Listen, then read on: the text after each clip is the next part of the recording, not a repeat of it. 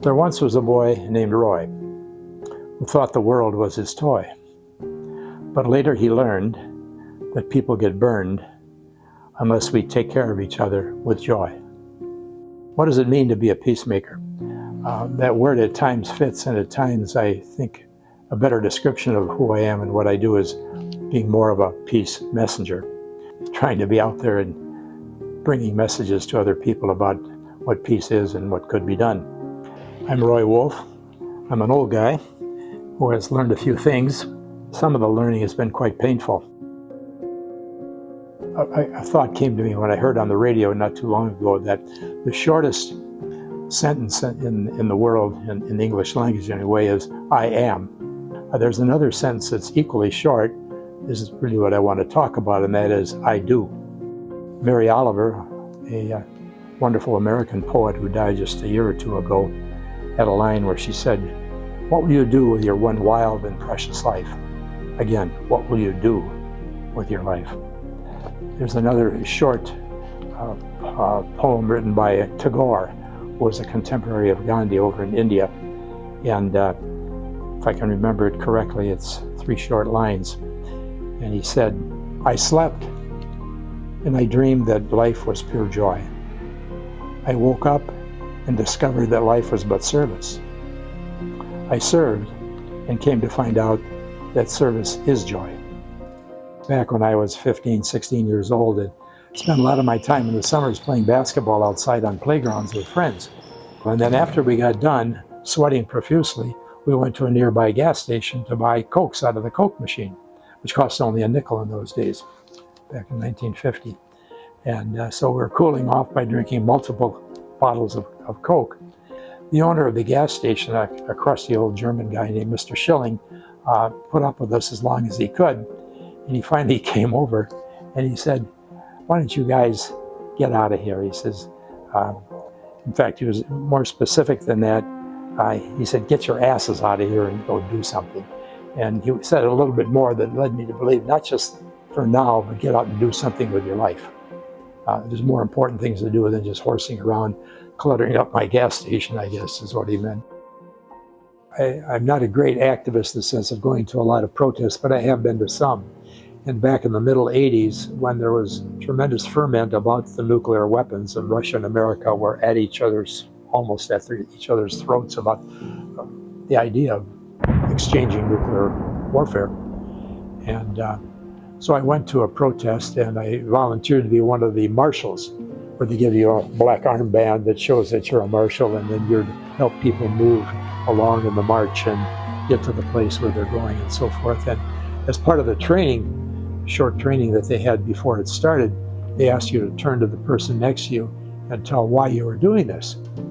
And so I didn't know exactly why I was doing it, so I turned to the woman next to me, a young woman in her late 20s, and I said, "Why are you doing this?" And she looked at me with kind of a fierce look, and she said, "So my son doesn't fry." In other words, in a nuclear devastation, whether it be accidental or on purpose from some other country or whatever, she was there and had a darn good reason, in her view.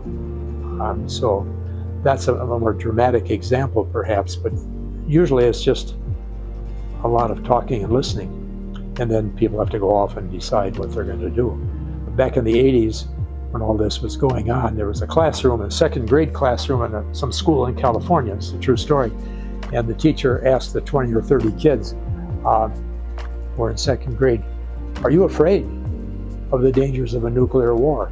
And 29 of the 30 kids said yes. And one boy wouldn't go along with the group, and his name was Jimmy. And she said, "Jimmy, why are you not afraid?" He said, "Because my dad goes to meetings to stop them."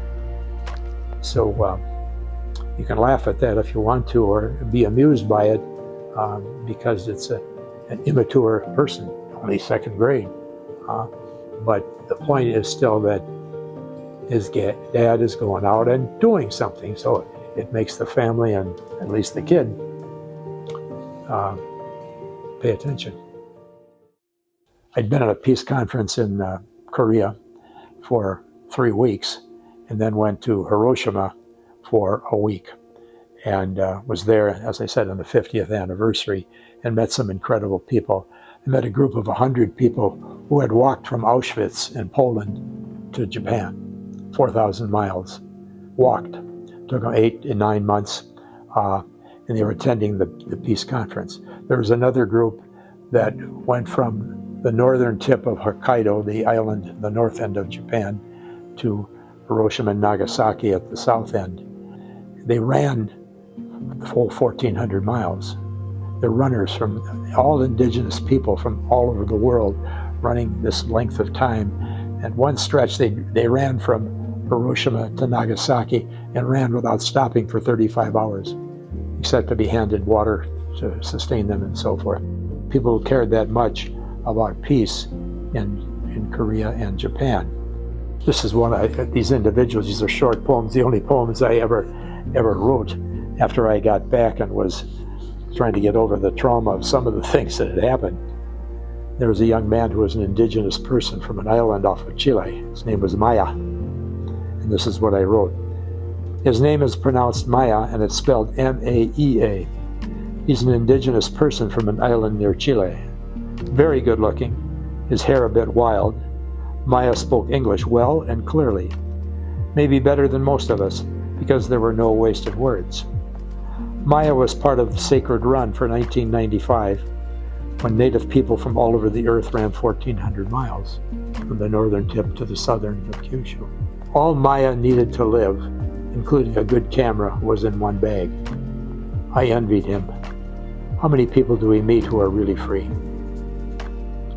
So he was doing that for peace, and he was a living peace messenger.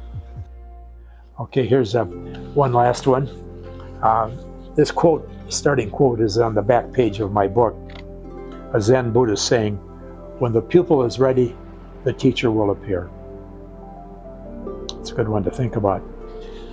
After I arrived in Japan, I phoned my home in Minnesota, and my wife asked me to do two things. One was to go to Hiroshima Peace Park and take a picture of the sculpture of Sadako. Sadako was the girl who tried to fold 1,000 paper cranes before she died of radiation poisoning caused by the bomb, of course. And then I was asked to pray for a friend of ours who was starting her treatments for cancer. I was more than willing to make that connection. Later, as I approached the Sadako Memorial site, I noticed a young Japanese woman finishing a watercolor painting of the sculpture. I asked for her name and if I could take a picture of her painting and the Sadako statue. Her name was Hiroko, and Hiroko smiled and complied. Then I asked where she went to school. Hiroko smiled and replied, "I'm the teacher." So I think that's, she not only was gently putting me in my place, that she looked very young, but she was a qualified teacher. So I ended up by saying, "Yes, Hiroko, quote, when the pupil is ready, the teacher will appear." So I was ready to hear her message. There's a song that says, "Now is the time, now is the moment," is the key line. And that's sung in the church I go to sometimes. And I think it's worth listening to and thinking about those two opening lines. Now is the time, and now is the moment. Get out there and do something now, not just when you get around to it.